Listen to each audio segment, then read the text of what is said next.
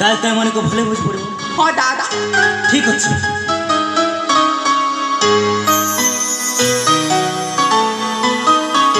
হয়ে গো